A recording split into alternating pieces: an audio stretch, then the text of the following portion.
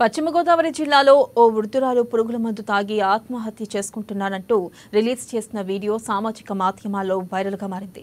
SC సామాజిక వర్గానికి చెందిన తన కుటుంబాన్ని తన వీధిలో వారంతా కలిసి వెలివేశారని జగన్నాథపురం గ్రామానికి చెందిన గెడ్డం కాంతమ్మ ఆవేదన వ్యక్తం చేశారు.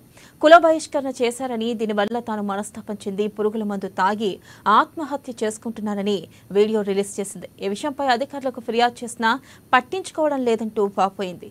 తన కుటుంబాన్ని కుల బహిష్కరణ నుంచి కాపాడి తన ఇంటికి దారి మురుగునీరు మార్గం ఇప్పించాలని వేడుకుంటుంది. ఇక తనకు న్యాయం జరగని పక్షంలో పురుగుల మందు తాగి ఆత్మహత్యకు పాల్పడతానని ఆవేదన వ్యక్తం చేసింది.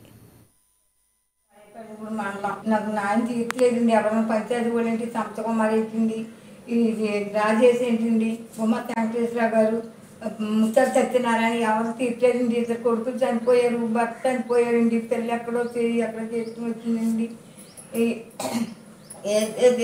చేస్తున్నారండి, మమ్మల్ని ఏడు చేసి కొట్టానికి వచ్చేస్తున్నారండి.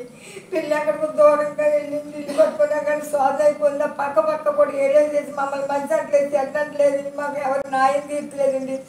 మేము దిక్కుమాతానికి ఉన్నామండి. ఇద్దరు పిల్లలు వెళ్ళిపోయింది. అత్తోరింటి పెళ్ళి పెట్టుకుని బతుకుతున్నాను ఇంట్లో బతుకుతా కూడా గాలి లేకుండా ఏం చేయాలి, ఏం బతకాలి లేకుండా ఇలాగ గొడ్డు పంపించేస్తారండి. మమ్మల్ని ఎవరు తీర్చలేదు, ఎవరు పట్టించుకుంటారండి. చాడేపల్లి మండలం నాకు న్యాయం తీర్చలేదు. రైతుకున్న